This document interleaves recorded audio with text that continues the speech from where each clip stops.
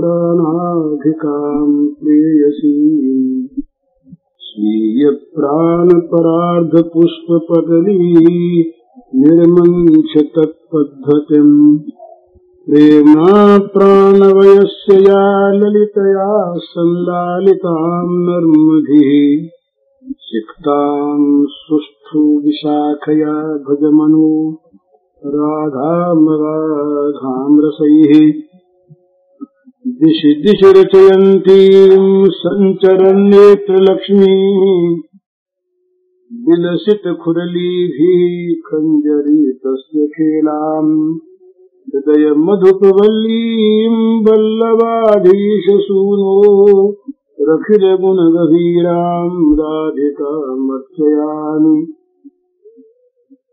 वैष्णव महानुभावों ने शास्त्र निर्णय तथा अपने अनुभव के आधार पर 5 प्रकार के रस बतलाए हैं। भक्त के भाव भेद से ही ये रस भेद हैं। यह आवश्यक नहीं है कि इनका क्रमशः विकास हो, परंतु ये निश्चय है कि अगले अगले रस में पिछले पिछले रस की निष्ठा अवश्य रहती है। जैसे आकाशादि पंचभूतों के गुण अगले अगले भूतों में वर्तमान रहते हैं, वैसे ही इस साधन प्रणाली में भी रसों का रहना माना गया है। जैसे पृथ्वी में 5 गुणों का पर्यवसान है, वैसे ही शांत दास्यादि रसों का माधुर्य में पर्यवसान है। जरा समझिए, आकाश या व्योम शब्द तन्मात्रक है, वायु या मरुत शब्द और स्पर्श तन्मात्रक है, अग्नि या तेज शब्द स्पर्श और रूप तन्मात्रक है, अप या जल शब्द स्पर्श रूप और रस तन्मात्रक है, क्षिति या पृथ्वी शब्द स्पर्श रूप रस और गंध तन्मात्रक है। इसी प्रकार शांत दास्य सख्य वात्सल्य और माधुर्य को समझना चाहिए। शांत रस निष्ठामय, दास्य निष्ठा और सेवामय, सख्य निष्ठा सेवा और विश्वासमय, वात्सल्य निष्ठा सेवा विश्वास और ममतामय, माधुर्य निष्ठा सेवा विश्वास ममता और आत्मसमर्पणमय। इनमें सर्वप्रथम शांत रस है। शांत रस के भक्त में समस्त दैवी संपदा के गुणों का समावेश होता है। वह शमदम संपन्न होता है, दोषों पर विजय प्राप्त कर चुकता है, तितिक्षा, भगवान में श्रद्धा, निष्काम भाव आदि उसके स्वभावगत होते हैं। यही उसकी निष्ठामयता है। शांत रस में भोग वासना, भोगासक्ति को स्थान नहीं होता। यही प्रेमा भक्ति की मूल भित्ति है। इसके अभाव में प्रेम भक्ति का प्राप्त होना और रहना बहुत ही कठिन है। दास रस में भगवान की सेवा के अतिरिक्त अन्य कुछ भी न तो अपेक्षित है और न चिंतनीय ही है। दास नित्य निरंतर भगवान की सेवा के लिए आकुल और सेवा में ही संलग्न रहता है। इसमें स्वामी सेवक भाव होने से बराबरी नहीं होती। सेव्य के प्रति सम्मान संभ्रम रहता है। ऐसा सेवक अखिल जगत में जगन्नाथ के दर्शन कर नित्य सेवा परायण रहता है। सख्य रस में भगवान के साथ तुल्यतामयी रति होती है। इसमें संकोच संभ्रम तथा उतना मान सम्मान नहीं रहता। इसमें अर्जुन उद्धवादि ऐश्वर्य ज्ञान युक्त सखा है और ब्रज के ग्वाल बालक विशुद्ध भक्तिमय सखा है। सख्य रति के ग्वाल बाल भगवान को अपनी बराबरी का मानते हैं, कंधों पर चढ़ा लेते हैं और चढ़ जाते हैं, साथ साथ खाते खेलते हैं।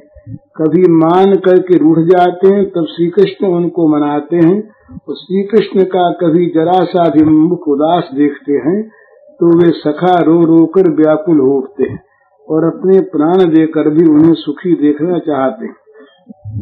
सख्य रस में जगत के सभी प्राणियों के साथ सहज मैत्री भावना हो जाती है। वात्सल्य रस में अपना सर्वस्व देकर प्राणों के आधार बालक भगवान की रक्षा सेवा की जाती है। श्री कृष्ण यशोदा मैया का स्तनपान कर तथा नंद बाबा की गोद में बैठकर जो सुख लाभ करते हैं और जो सुख सौभाग्य उनको देते हैं वह किस प्रकार का होता है कहा नहीं जा सकता। परंतु यशोदा के भाग्य की सराहना करते हुए श्री सुखदेव जी अवश्य कहते हैं, नियमं विरिंचो न भवो न श्रीरप्यंग संश्रया प्रसादम लेभिरे गोपी यत्तत् प्राप्त विमुक्तिदात। गोपी यशोदा ने मुक्तिदाता भगवान श्री कृष्ण से जो अनिर्वचनीय प्रसाद प्राप्त किया, वह प्रसाद पुत्र होने पर भी ब्रह्मा को, आत्मरूप होने पर भी शंकर को और वक्षस्थल पर नित्य विराजिता अर्धांगिनी होने पर भी लक्ष्मी को नहीं प्राप्त हो सका। इसके बाद है कांत मधुर भाव या माधुर्य रस। सभी रसों का इसमें अंतर्भाव है। श्री राधिका आदि गोपीजन, श्री रुक्मिणी आदि महिषीगण और श्री लक्ष्मी जी आदि इस मधुर भाव की आदर्श माने गई हैं। विप्रलंभ और संभोग भेद से इस मधुर भक्त सुधा सरिता के दो तट हैं। पूर्वराग, मान, प्रवास आदि भेद से विप्रलंभ के कई भेद हैं तथा इसी प्रकार संभोग या मिलन के भी कई भेद हैं। गाढ़ता और मृदुता के अनुसार रति के 3 भेद माने गए हैं, साधारणी, सामंजसा और समर्था। श्री भगवान की द्वारिका लीला में साधारणी रति, मथुरा में सामंजसा रति और वृंदावन में समर्था रति मानी गई है। द्वारका लीला में यद्यपि संपूर्ण महाभागा महिषियों का चित्त मन सदा ही भगवान को समर्पित है, तथापि वे वेद विधि के अनुगत हैं, शास्त्र मर्यादा अनुसार सुख सौभाग्य से संपन्न है, स्वाभाविक ही गृहस्थ धर्मानुसार पुत्र कन्यादि के लालन पालन की आशा से युक्त हैं और उसमें आत्म सुख की आकांक्षा भी है। उसमें आत्म सुख और कृष्ण सुख मिश्रित है, अतः साधारणी रति है। जिसमें पुत्र कन्या के लालन पालन आदि की तथा अपने रक्षणावेक्षण की कोई आशा आकांक्षा नहीं है, श्री कृष्ण को सुख देना और उनसे सुख प्राप्त करना यूं समरस निवास है, वहाँ सामंजसा रति है। इसमें आशा आकांक्षा न होने पर भी परस्पर रूप गुण जनित सुख भोग की प्रधानता है, अतएव ये भी समर्था रति नहीं है। इसी से मथुरा वासिनी देवियां कहती हैं, गोप्यस तपः किमचरन् यदमुष्य रूपम लावण्य सार मसमूर्धम अनन्य सिद्धम दिग्भि पिबन्त्यनुत्सवाभिनवम दुरापो मेकांत वाम यशस्वी ऐश्वरस्य या दोहने वहनने मथनोपलेप प्रिंखिंखनावृदितो क्षणमार्जनादो गायन्ति चैनमनुरक्त धियोश्रुकंठियो धन्या रजस्त्री उरुक्रम चित्तयानाः। सखी, पता नहीं गोपियों ने कौन सी तपस्या की थी जो वे नेत्रों को दोने बनाकर नित्य निरंतर श्री कृष्ण की रूप माधुरी का पान करती रहती हैं। आहा, इनका रूप क्या है? लावण्य का सार है। संसार में या उससे परे किसी का भी रूप इनके समान नहीं है, फिर बढ़कर होने की तो बात ही क्या है। ये सौंदर्य सजाया संवारा हुआ नहीं है, स्वयं सिद्ध है। इस रूप को देखते देखते कभी तृप्ति होती ही नहीं, क्योंकि ये प्रतिक्षण नया नया होता जाता है। समग्र यश, समग्र श्री और संपूर्ण ऐश्वर्य इसी के आश्रित हैं। केवल श्री गोपियां ही इस रससुधा का पान करती हैं, औरों के लिए तो ये दुष्प्राप्य ही है। सखी, ब्रज सुंदरियां धन्य है।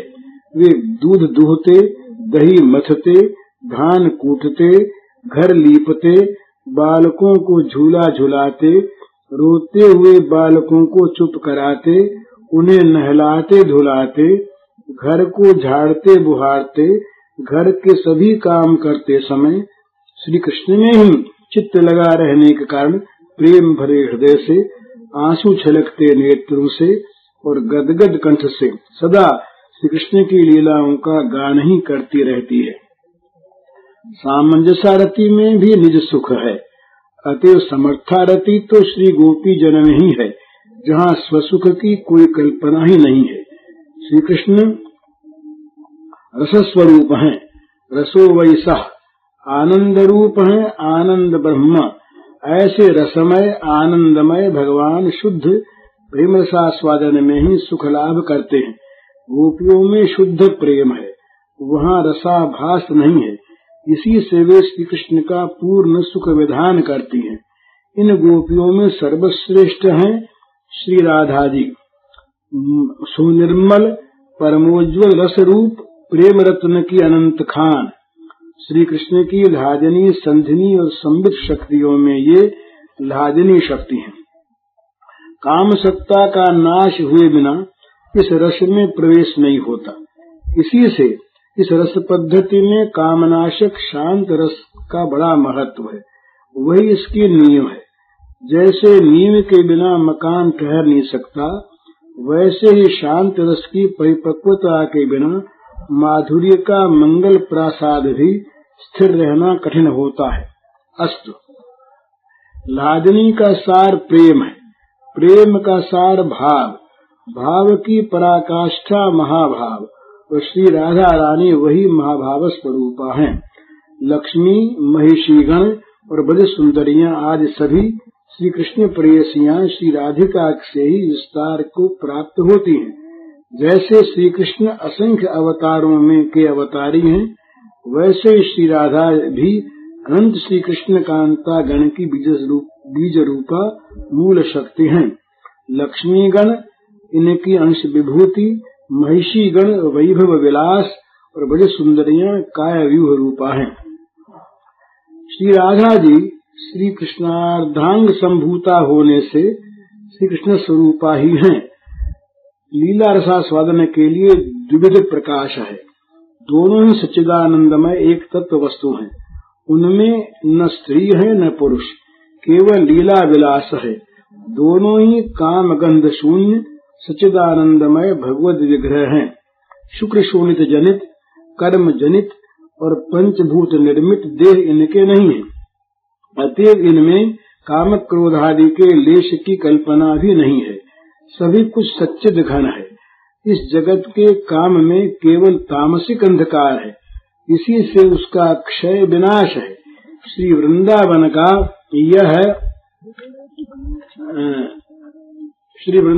का यह चिन्मय रस है, यहाँ प्रकाश ही प्रकाश है। इसमें उत्तरोत्तर वृद्धि ही वृद्धि है, रूप में, सौंदर्य में, लीला में, प्रेम में और आनंद में, सर्वत्र सर्वदा और सर्वथा। हेमकांत मणि और नीलकांत मणि में मानो होड़ लगी है। इस युगल प्रेम सुधारस की प्राप्ति योगियों को अनंत काल तक समाधि लगाने पर भी नहीं होती। केवल ज्ञान चर्चा करने वाले तो इसमें प्रवेश ही नहीं पा सकते। इसी को दिव्य परमोत्तम उज्ज्वल रस कहते हैं। श्री राधा कृष्ण के इस प्रणय भाव को समझने के लिए उनके स्वरूप तत्व पर कुछ और भी विचार करना आवश्यक है। श्री कृष्ण के तत्व स्वरूप और श्री राधा के महत्व का कुछ परिचय स्वयं भगवान श्री कृष्ण के अपने ही शब्दों में प्राप्त कीजिए। 3 इतिहास हैं, एक भगवान व्यास का और 2 भगवान शंकर के। प्रथम, व्यास जी ने एक बार कई हजार वर्षों तक घोर तपस्या की। भगवान ने प्रसन्न होकर वर मांगने के लिए कहा। व्यास जी ने भगवान से कहा, मधुसूदन, मैं आपके उस यथार्थ तत्व का आंखों के द्वारा दर्शन करना चाहता हूँ। नाथ, जो इस जगत का पालक और प्रकाशक है, उपनिषदों में जिसे सत्य स्वरूप पर ब्रह्म बतलाया गया है, आपका वही अद्भुत रूप मेरे सामने प्रत्यक्ष प्रकट हो, यही मेरी प्रार्थना है। त्वामहं दृष्टुमिच्छामि चक्षुर्भ्याम मधुसूदनम यत्तत् सत्यम परम ब्रह्म जगत ज्योतिर्जगत पते वदंत वेद श्रेष्ठ चक्षुषम नाथ मेदभूतम। श्री भगवान ने कहा, महर्षि, मेरे विषय में लोगों की भिन्न भिन्न धारणाएं हैं। कोई मुझे प्रकृति कहते हैं, कोई पुरुष, कोई ईश्वर मानते हैं, कोई धर्म। किन्हीं किन्हीं के मत में मैं सर्वथा भय रहित मोक्ष स्वरूप हूँ। कोई भाव सत्ता स्वरूप मानते हैं और कोई कल्याण में सदाशिव बतलाते हैं। इसी प्रकार दूसरे लोग मुझे वेदांत प्रतिपादित अद्वितीय सनातन ब्रह्म मानते हैं, किंतु वास्तव में जो सत्ता स्वरूप और निर्विकार है, सच्चित और आनंद जिसका विग्रह है तथा वेदों में जिसका रहस्य छिपा हुआ है, अपना वह पारमार्थिक स्वरूप मैं आज तुम्हारे आंखों के सामने प्रकट करता हूँ, देखो। भगवान के इतना कहते ही श्री व्यास जी को एक बालक के दर्शन हुए, जिसके शरीर की कांति नील मेघ के समान श्याम थी। वह गोप कन्याओं और ग्वार बालों से घिरकर हंस रहा था। वे भगवान श्याम सुंदर थे, जो पीत वस्त्र धारण किए कदम्ब की जड़ पर बैठे हुए थे। उनकी झांकी अद्भुत थी। उनके साथ ही नूतन पल्लवों से अलंकृत वृंदावन नाम वाला वन भी दृष्टिगोचर हुआ। इसके बाद नील कमल की आभा धारण करने वाली कलिंद कन्या यमुना के दर्शन हुए। फिर गोवर्धन पर्वत पर दृष्टि पड़ी, जिसे श्री कृष्ण तथा बलराम ने इंद्र का घमंड चूर्ण करने के लिए अपने हाथों पर उठाया था। वह पर्वत गौओं तथा गोपों को बहुत सुख देने वाला है। गोपाल श्री कृष्ण रमणियों के साथ बैठकर बड़ी प्रसन्नता के साथ वेणु बजा रहे थे। उनके शरीर पर सब प्रकार के आभूषण शोभा पा रहे थे। उनका दर्शन करके उनको बड़ा हर्ष हुआ। तब वृंदावन में विचरने वाले भगवान ने स्वयं उनसे कहा, मुने, तुमने जो इस दिव्य सनातन रूप का दर्शन किया है, यही मेरा निष्कल, निष्क्रिय, शांत और सच्चिदानंदमय पूर्ण विग्रह है। इस कमल लोचन स्वरूप से बढ़कर दूसरा कोई उत्कृष्ट तत्व नहीं है। वेद इसी स्वरूप का वर्णन करते हैं। यही कारणों का भी कारण है। यही सत्य परमानंद स्वरूप चिदानंद घन सनातन और शिव तत्व है। तुम मेरी इस मथुरापुरी को नित्य समझो। यह वृंदावन, यह यमुना, ये गोप कन्याएं तथा ग्वाल बाल सभी नित्य हैं। यहाँ जो मेरा अवतार हुआ है, यह भी नित्य है, इसमें संशय न करना। राधा मेरी सदा की प्रियतमा है। मैं सर्वज्ञ, परात्पर, सर्वकाम, सर्वेश्वर तथा सर्वानंदमय परमेश्वर हूँ।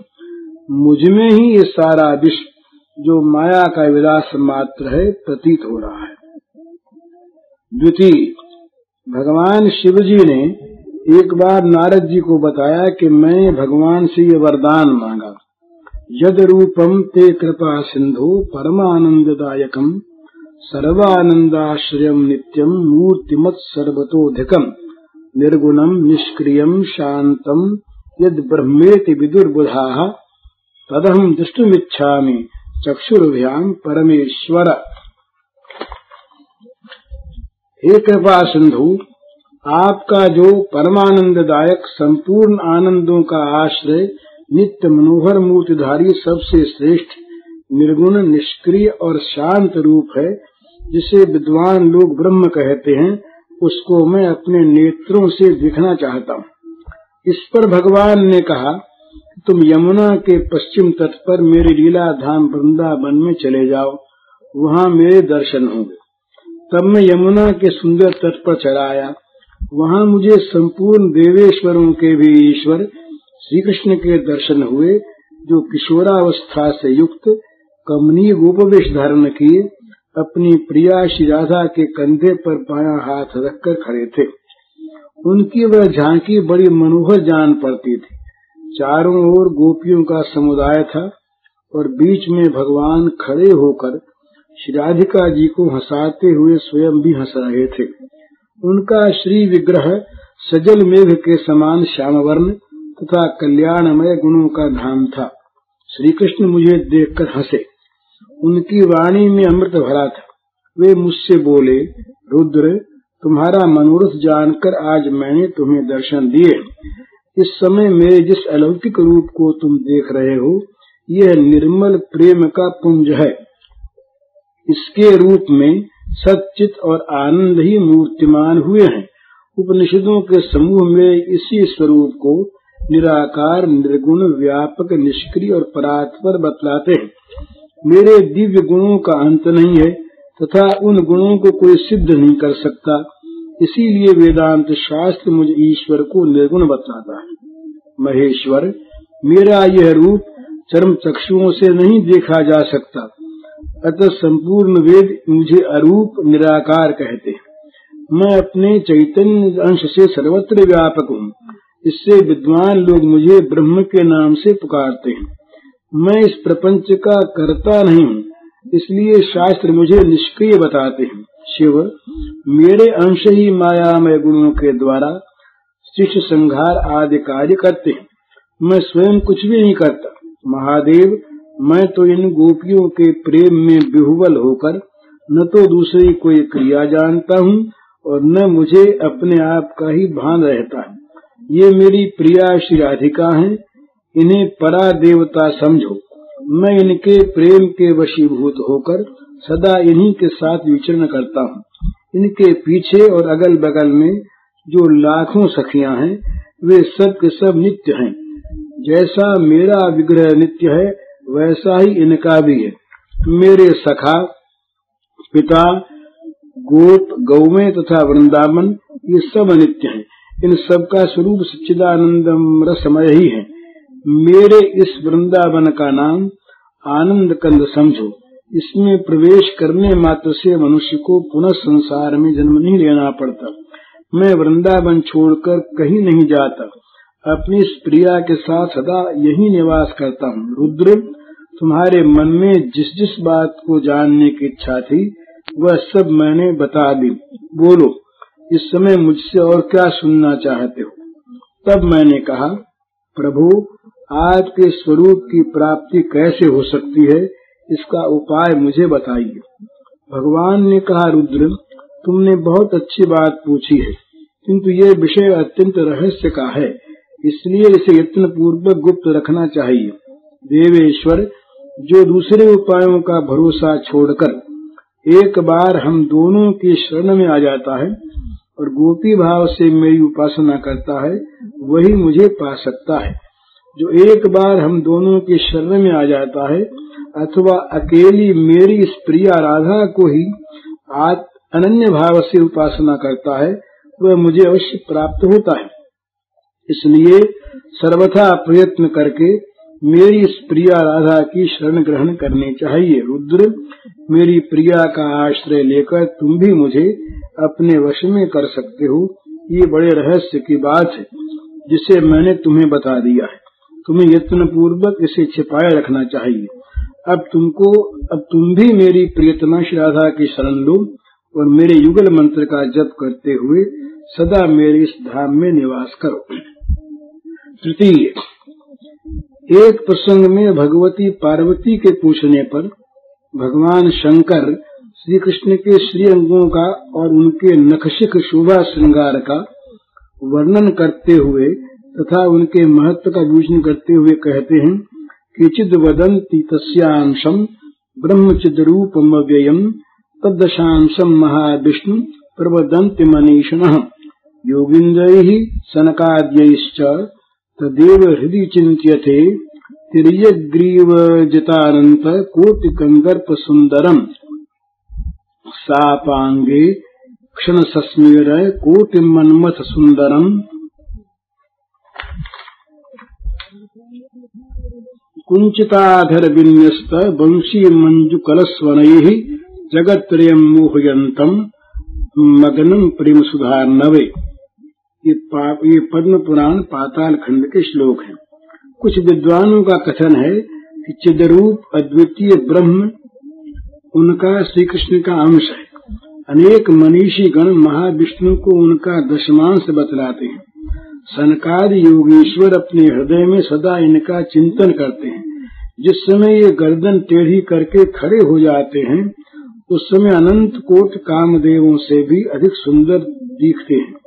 वे अपनी तिरछी नजर से तथा मधुर मंद मुस्कान के द्वारा करोड़ों कामदेवों के समान सुंदरता धारण कर अपने सिकोड़े हुए अधरों पर बंसी रखकर बजा रहे हैं और उस मुरली की मधुर स्वर लहरी से त्रिभुवन को मोहित करते हुए सबको प्रेम सुधा सागर में निमग्न कर रहे हैं।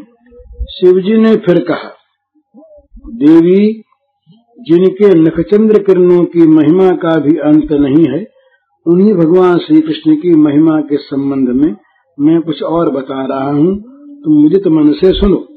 अनंत त्रिगुणमय अनंत कोटि ब्रह्मांडों में जितने ब्रह्मा विष्णु महेश्वर हैं, सब उनकी कला के करोड़ों अंश से उत्पन्न है।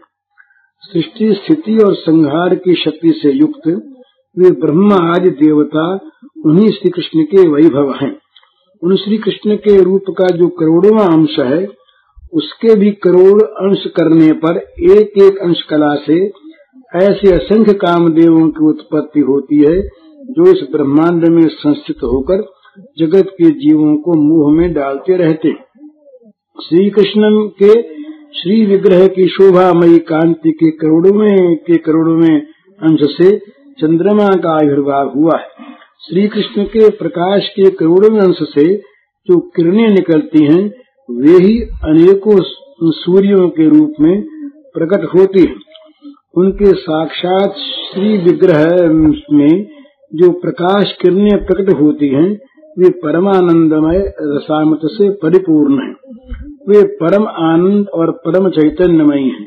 उन्हीं से इस विश्व के ज्योतिर्मय जीव जीवन धारण किए हुए हैं, जो भगवान के ही कोटि कोटि अंश हैं। उनके चरण कमल युगल के नखरूपी चंद्रकांत मणि से निकलने वाली प्रभा को ही पूर्ण ब्रह्म बताया गया है, जो सबका कारण है और वेदों के लिए भी दुर्गम है। विश्व को मोहित करने वाला जो नाना प्रकार के पुष्पादि का सौरभ है, वह सब उनके श्री विग्रह के दिव्य सुगंध का करोड़वां अंश मात्र है। भगवान के स्पर्श से ही सब सुगंधों का प्रादुर्भाव होता है। इन श्री कृष्ण की प्रिया, इनकी प्राण वल्लभा श्री राधिका हैं। यही आद्या श्री कृष्णमयी प्रकृति है। इन्हीं श्री राधिका के करोड़ों अंश से त्रिगुणात्मिका दुर्गा आदि देवियों की उत्पत्ति हुई है। इन राधिका के पदरज स्पर्श से करोड़ों विष्णु उत्पन्न होते हैं। श्री राधिकोपनिषद भगवत स्वरूपा श्री राधिका जी की महिमा तथा उनके स्वरूप को बताने वाला ऋग्वेद का एक राधिकोपनिषद है। उसका भाषांतर यह है। ऊर्ध्वरेता बाल ब्रह्मचारी सनकादि ऋषियों ने भगवान ब्रह्मा जी की उपासना करके उनसे पूछा, हे देव, परम देवता कौन है? उनकी शक्तियां कौन कौन है? उन शक्तियों में सबसे श्रेष्ठ सृष्टि की हेतुभूता कौन शक्ति है?